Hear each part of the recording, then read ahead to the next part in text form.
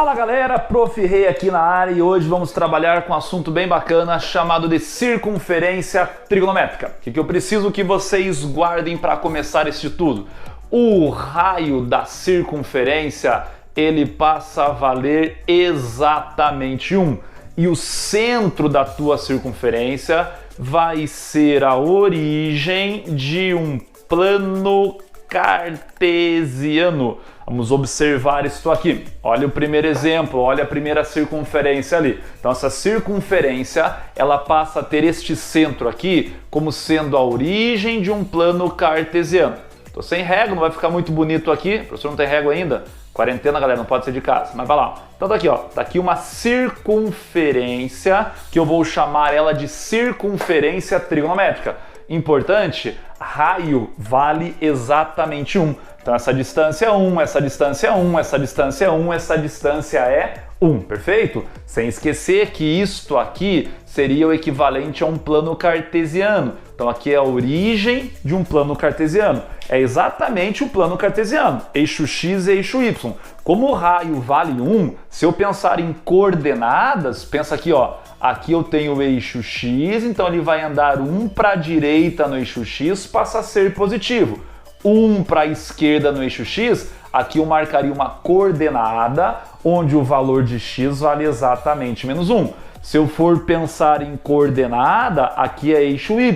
Então aqui para cima vai valer 1 positivo no y e aqui para baixo 1 negativo no y. Vamos marcar isso aqui para vocês compreenderem, ó. Então isso aqui são pontos como pontos cartesianos normais. Aqui tu marcaria 1 no x e 0 no y.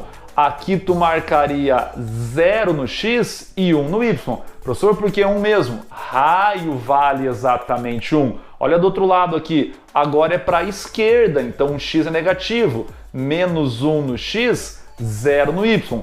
Agora é para baixo, 0 no x, menos 1 no y. Então essa é a importância de tu entender que a origem dela está lá na origem de um plano cartesiano, ou seja, o centro da circunferência é a origem de um plano cartesiano, beleza? Vamos continuar. Quando tu tem o plano cartesiano, tu lembra que ele é dividido em quadrantes. Então aqui tu passa a ter o teu primeiro quadrante, o teu segundo quadrante, teu terceiro quadrante e o teu quarto quadrante. Não esqueça disso, beleza? Primeiro, segundo, terceiro e quarto quadrante. Professor, por que a ordem é essa? Por que eu não posso falar que aqui seria o primeiro ou aqui o primeiro? A gente começa exatamente nessa ordem pelo seguinte fato. A nossa circunferência trigonométrica, ela é uma circunferência orientada. Então a contagem dela no sentido angular vai ser sempre aqui. Tu vai começar a partir deste pontinho aqui e para marcar valores positivos, valores angulares positivos, tu começa no sentido anti-horário. Então a origem da contagem dos valores angulares seria exatamente esse pontinho. A partir desse pontinho, sentido anti-horário, tu começa a contagem. Por isso que a ordem fica primeiro, segundo, terceiro e quarto quadrante, beleza? Mas um detalhe legal que a gente vai começar a trabalhar a partir de hoje é que eu não preciso ir apenas nesse sentido. Eu tenho que entender que começa daqui para lembrar que é primeiro, segundo, terceiro e quarto. Mas como eu coloquei uma orientação e falei que naquele sentido é positivo, se eu quiser andar no sentido contrário, a gente começa a fazer marcações de valores negativos. Então a importância de trabalhar dentro da circunferência trigonométrica é que eu não vou trabalhar apenas com valores positivos a partir de agora.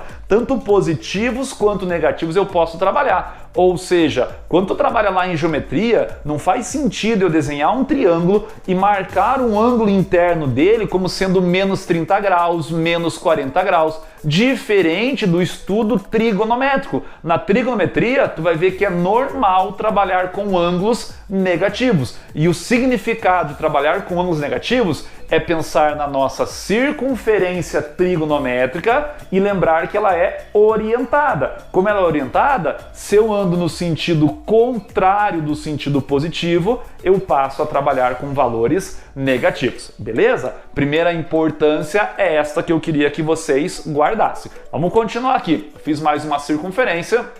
Nesta circunferência, eu vou trabalhar de novo com a divisão ali dos quadrantes, beleza? Primeiro, segundo, terceiro e quarto. A nossa contagem angular começa a partir de onde mesmo? A partir daqui. Então esse é o nosso ponto de partida. Falando em graus, aqui eu teria exatamente 0 graus. Ótimo! Orientação, anti-horário, sentido positivo. Lembra que a volta completa da nossa circunferência em graus equivale a 360 graus. Como eu estou dividindo ela em 4 pedaços, porque eu tenho ali um plano cartesiano, a gente fez uma quebra de 90 em 90. Ou seja, sai do zero e vai chegar nesse ponto aqui que equivale a 90 graus. Vai andar mais 90 graus, chega nesse ponto aqui que equivale a 180 graus. Vai andar mais 90, chega aqui que vale 270 graus. Completa a tua volta, volta aqui lá na origem, ou seja, fecha os 360 graus. Essa divisão é importante porque em provas o cara vai trabalhar, por exemplo, lá com um ângulo de 120 graus. E ele pode perguntar, o ângulo de 120 graus pertence a qual quadrante? 120 graus. Para chegar no 120 graus, positivo, vou sair do zero, vai andar, vai passar pelo 90 e vai chegar, digamos, num ponto mais ou menos aqui assim, entre 90 e 180, ou seja, 120 está no segundo quadrante. Daqui a pouco vai perguntar para um ângulo de 300 graus, 300 graus vai sair sentido anti-horário, 90, 180, 270, 300 graus por aqui assim. Cairia lá num ponto que estaria situado no quarto quadrante. Então é importante tu entender a diferença angular para cada quadrante, ou seja, cada quadrante está em qual intervalo de ângulo, digamos assim. Bom, o problema é o seguinte, e se a prova perguntasse lá para o ângulo de 90 graus? 90 graus pertence ao segundo quadrante. Tu marca como verdadeiro ou falso? Vamos pensar. 90 graus, tá bem aqui, ó, equivale a esse pontinho. Como que eu marquei a coordenada dele aqui, ó? Ele é um ponto que pertence ao eixo Y, ou seja, ele não está nem no primeiro nem no segundo quadrante. São pontos de divisão de quadrante, e isso eu quero que vocês anotem. Então, ó, primeiro quadrante, ele está exatamente entre 0 graus e 90 graus. Olha como anotei aqui, ó, sem sinalzinho de igual. O 0 e o 90 não pertencem ao primeiro quadrante. E assim por diante para os demais. Olha como que eu vou anotar lá o segundo quadrante. O segundo quadrante está entre 90 e 180, sem incluir ambos extremos. Depois, terceiro quadrante. Terceiro quadrante, ele estará aqui entre 180 e 270 graus. E o último quadrante, o nosso quarto quadrante, ele está entre 270 e 360 graus. Fique esperto com isso, são pontos de divisão de quadrante. Agora uma coisa que vale lembrar, eu estou anotando tudo em graus aqui porque eu sei que fica mais fácil de visualizar, mas não esqueça que tem uma outra maneira de trabalharmos com essas medidas angulares. Tu pode trabalhar tudo em radianos, então a prova pode colocar essa mesma ideia pensando tudo em rádio. Vamos colocar aqui, se fosse em radianos, ó, o nosso primeiro quadrante, o nosso segundo quadrante, terceiro quadrante e quarto quadrante. Em radianos, 0 passa a ser 0 mesmo. Então o primeiro quadrante, ele sai do 0 radiano e vai até 90. 90 em radianos é π sobre 2. Então π sobre 2 radianos. Π que é 180 dividido por 2 dá 90. Daí, o segundo quadrante, então, ele parte ali do π sobre 2 e vai até o 180. 180 em radianos equivale a π. Terceiro quadrante. O terceiro quadrante, ele sai então lá do nosso π, que equivale a 180, e vai até 270 graus. Em radianos, 270 é 3π sobre 2. Π é 180, divide por 2 dá 90. 90 vezes 3, 270.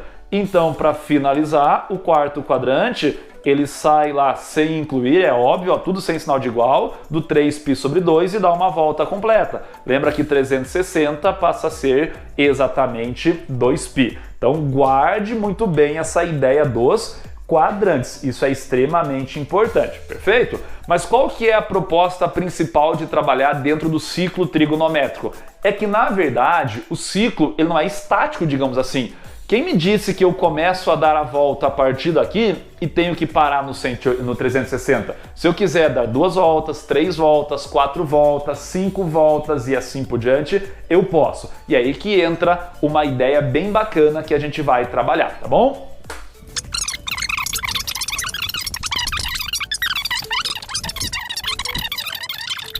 Este ciclo trigonométrico, essa circunferência trigonométrica, ela é uma circunferência orientada. Este é o sentido positivo e aqui a gente tem 0 graus.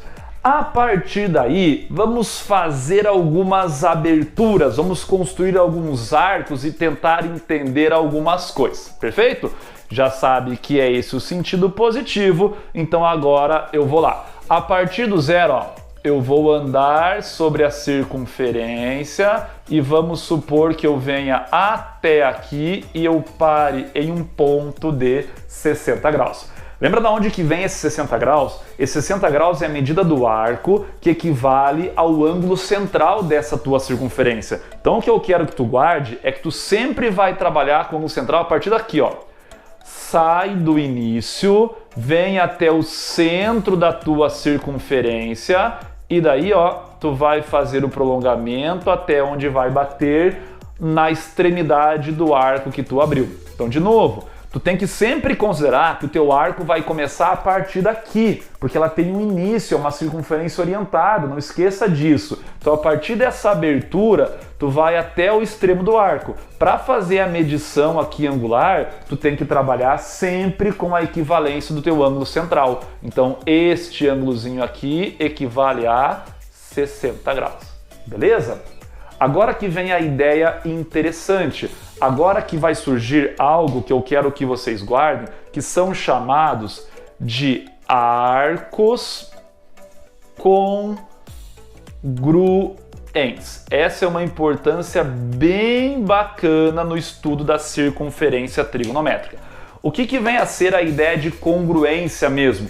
Arcos côngruos são arcos que têm a mesma medida. Situações congruentes, não sei se situação é o mais correto a falar, mas coisas congruentes, digamos assim, são coisas que têm a mesma medida, beleza? Então olha o que vai acontecer, olha o que eu vou te mostrar aqui. Suponha que agora eu queira fazer uma outra abertura, eu vou trabalhar com um outro arco.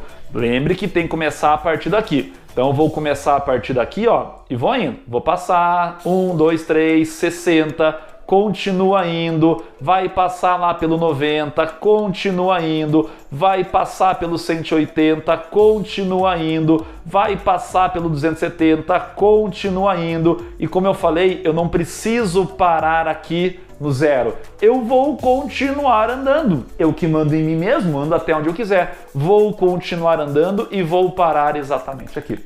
Olha o que aconteceu. Esse pontilhado que eu fiz de azulzinho, eu dei uma volta completa, que equivale a 360 graus, e andei mais um pouco. Eu peguei a volta completa, que é 360, e ainda acrescentei estes 60 graus. Ou seja, o total angular percorrido é 360 mais 60, ou seja, passa a ser 420 graus. Esse é o total angular percorrido, 360 mais 60 graus, 420. São números diferentes, porém são chamados de arcos congruentes, porque tem a mesma extremidade. Como a extremidade dos dois na circunferência para aqui, o referencial do ângulo central passa a ser o mesmo. Porque quando eu for medir o ângulo central é o ângulo de uma circunferência. Circunferência vai no máximo até 360. Então, por mais que eu saiba que eu dei uma volta a mais, o meu referencial é o ângulo central e faz com que ambos tenham a mesma medida do ângulo central. Eu sei que os valores para o arco são valores diferentes, mas o ângulo central que determina é o mesmo. Se eu fizesse isso com mais uma volta, dá na mesma. Quer ver, galera? Imagine aqui, ó. Pega agora, sai aqui do zero, vai andar, dá uma volta completa, que é 360, continua andando, vai andar, dá mais uma volta completa, que é 120, então quando eu der outra volta aqui, ó, 720 graus, mas vou continuar andando e vou parar de novo neste pontinho aqui. Então eu tenho duas voltas completas, que são 720 graus, e mais os 60. 720 mais 60, 780 graus. Eu sei que essas medidas, eu enxergo muito bem, são números diferentes, mas são arcos que eu vou chamar de arcos congruentes, porque a referência do ângulo central é exatamente a mesma. Então eu posso escrever aqui, igual eu escrevi ali em cima, eu vou só passar aqui para baixo, ó, que 60 graus, e ó a simbologia, ó, é congruente de 420 graus, que é congruente de 720 graus, e assim por diante, porque eu posso dar quantas voltas eu bem entender. E aí vem outra ideia interessante, vem algo que a gente chama de menor determinação positiva. Vamos guardar aqui bem a palavra positiva, porque a gente sabe que a partir de agora eu posso ir no sentido anti-horário e no sentido horário. Então tem que ficar bem claro que eu estou trabalhando sempre com um valor positivo, porque nada impede da prova pedir para tu trabalhar com um ângulo de menos 30. Vai andar menos 30 para cá, menos 60, menos e assim por diante, tá bom? Então aqui eu quero que tu guarde que passa a ser esta ideia da menor declinação positiva, que no caso é sempre um valor cabível, digamos assim, na tua circunferência. Então é de 0 a 360 graus. É um ângulo central, digamos assim, é a referência de um possível ângulo central sobre a minha circunferência, tá bom? É a referência de um ângulo central, não esqueça disso. Por isso sempre de 0 a 360. E na circunferência, inicialmente eu só posso trabalhar com valor positivo. Ótimo! Aí o que tu vai encontrar? Tu começa a encontrar, digamos assim, expressões que representam todos esses possíveis arcos côngruos a partir do nosso valor da menor determinação positiva. Neste exemplo aqui, como ficaria? Neste exemplo, se eu quiser uma expressão geral para todos os arcos congruentes a partir do ângulo de 60 graus, o que tu teria lá? Tu teria 60 graus mais voltas completas. Então, cada volta completa equivale a 360 graus. Só que quantas vezes eu posso fazer isso? Quantas vezes eu bem entender. Então, 360 graus que multiplica uma constante, ou seja, 360 vezes 1, 360 vezes 2 e assim por diante, ok? Só que o que eu quero, tome cuidado, que essa constante aqui tu tem que explicar que ela é um valor sempre inteiro, né? Porque eu não posso fazer 360 vezes 0,5, daí ele vai andar só metade. Não, é sempre completo. Então deixe bem claro que este K ele vai pertencer aos inteiros. E tem que ser inteiro porque pode ser tanto valor positivo quanto negativo. Porque eu posso, a partir aqui ó, dos 60 graus, dar uma volta completa no sentido contrário. Não tem problema que isto ocorra, perfeito? Então deixe bem claro que isto pertence aos inteiros. Mais uma vez, não esqueça que eu estou trabalhando em graus para ficar mais visível para vocês. É muito mais fácil a medida angular em graus, porque a gente é acostumado a trabalhar em graus desde lá do ensino básico, do ensino fundamental, quando ele trabalha com a parte da geometria. Mas na trigonometria o cara gosta muito de trabalhar em radianos. Se eu quiser escrever isso em radianos, não tem problema. Quanto que é 60 graus em radianos? Lembra o nosso referencial aqui? 180. 180 a gente gravou que vale π radianos. 180 dividido por 3 é 60. Então, se eu quisesse escrever em radianos, π sobre 3, beleza? Π sobre, coloquei 6, desculpa, π sobre 3. Então, π terços de rad equivaleria a 60. Mais, quanto que é uma volta completa em rad? Vou anotar aqui embaixo, ó, é 2π, que multiplicaria a tua constante. Leia vocês aí em voz alta isso, fica esquisito, né? Então, é mais usável essa simbologia aqui, ó, 2kπ. 2kπ é a mesma coisa que isso aqui. Não vou nem ler porque eu tenho vergonha, tá bom? Lê em voz alta, tu vai ver o que vai sair aí, certo? Mas é 2 vezes o π, que é uma volta completa, vezes a tua constante. De tal maneira que essa constante, não esqueça, pertence aos inteiros, tá bom? Então, veja que eu estou priorizando o exemplo na estrutura de graus, mas a prova pode e provavelmente vai cobrar em radianos. Então fique bem esperto quanto a isso. Vamos tentar dar uma verificada como que isso pode aparecer? Vamos lá! Eu vou apagar o quadro, enquanto eu apago, está acelerado, vocês não me escutam. Vai lá!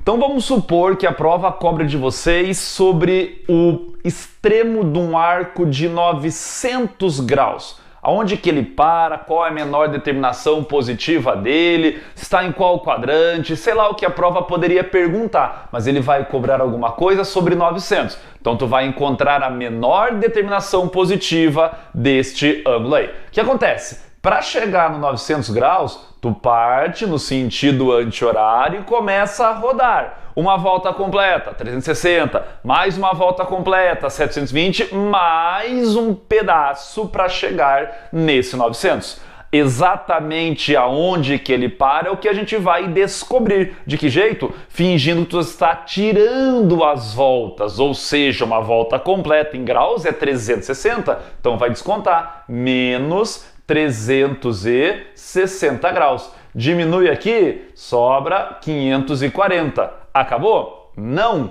porque tu vai descobrir a menor determinação positiva. A menor determinação positiva é um ângulo que está dentro de uma única volta. 540 ultrapassou essa volta. Então desconta mais uma vez. Menos 360 vai encontrar 180 graus. Ou seja, 180 graus é a menor determinação positiva para o ângulo de 900 graus. Qual quadrante encontra-se isso mesmo? Em nenhum quadrante, ele está neste pontinho aqui, que é ponto de divisão de quadrante. Não esqueça disso. Gostou da ideia? Porém, tu pode fazer até de outra maneira, porque imagine que esse ângulo aqui seja muito grande, daí o cara deu lá 80 voltas, 90 voltas, 100 voltas, que seja 15 voltas, já não é um número muito agradável, tu ia ter que ficar tirando várias e várias vezes. Então, vale lembrar que tu pode pegar o ângulo de 900 graus, ou qualquer ângulo que seja, e verificar quantas voltas completas ele dá através do processo da divisão. Então, 900 dividido por 360.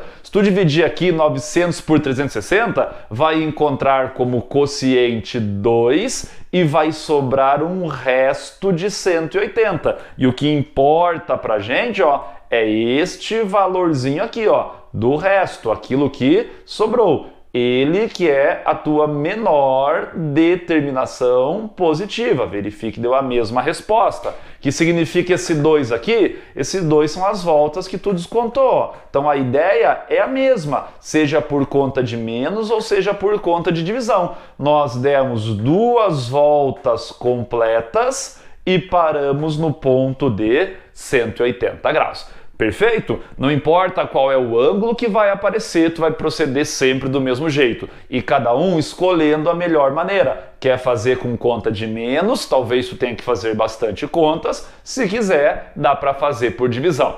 Professores, se cair em radianos, vai proceder do mesmo jeito. Tu sabe como fazer uma transformação de radianos para graus e vice-versa. Então tu pode transformar tudo para graus, para deixar mais agradável visivelmente, e depois faz É a mesma ideia, o mesmo procedimento que foi feito aqui. Quer ver um exemplo? Vamos supor agora que a gente tem lá o ângulo de 5 π meios de rádio. Então estou trabalhando agora em radianos. A ideia vai ser diferente? Não, esses 5 π meios de rádio significa que eu dei uma volta completa e vou parar em algum ponto. O que eu vou ter que fazer? Eu vou ter que descontar, eu vou ter que dividir. Quer fazer direto em radianos? Pode fazer. Lembra que uma volta completa em radianos é 2π, então vai descontando 2π, belezinha? Eu sei que muita gente vai fazer assim, mas tem gente que não gosta, tem dificuldade, principalmente que não gosta de trabalhar com fração. Em radiano trabalha sempre com fração, sempre não, mas normalmente em fração. Então fica a critério de cada um. Mas uma ideia que vai salvar todo mundo é fazer a transformação. Olha aqui, ó, tu sabe que π radianos ele vale 180, então tu tem 5 que multiplica 180 graus dividido por 2. Esse 180 eu vou simplificar, vai dar 90, 5 vezes 90, 450 graus. 450 graus ultrapassou uma volta, por isso que eu vou atrás da menor determinação positiva. Vai fazer por divisão ou por subtração. Como é um número pequeno aqui, eu posso diminuir. Menos 360 e vou encontrar 90 graus. Ou seja, a menor determinação positiva para o ângulo de 450 é 90 graus. Mas lembra que lá no início eu trouxe em radianos. Então se a prova traz em radianos, é coerente que a resposta final também seja em radianos. Então teria que fazer de novo a transformação. 90 graus é em radianos. Lembra que π vale 180, 180 dividido por 2, π sobre 2. Ou seja, π sobre 2 é a menor determinação positiva para o ângulo de 5 π meios de rádio. Ótimo! Vamos para mais um exemplo, mais uma ideia de como que a prova pode cobrar de vocês as estruturas para trabalhar com o assunto dessa aula. Olha o que eu quero agora de vocês, algo que a prova também costuma cobrar, algo que é interessante para que na nossa próxima aula, inclusive, tu consiga entender muito bem o uso da circunferência para trigonometria. Próxima aula começaremos a trabalhar com a ideia de seno e cosseno no próprio ciclo. Mas antes, para tu ter uma boa noção, gostaria que tu fizesse e acompanhasse isso aqui comigo. Imagine a extremidade do arco de 120, ou seja, ó, eu vou partir aqui do zero, sempre do zero, vou andando, vai passar por aqui, 90 graus, continua passando e faz de conta que vai dar.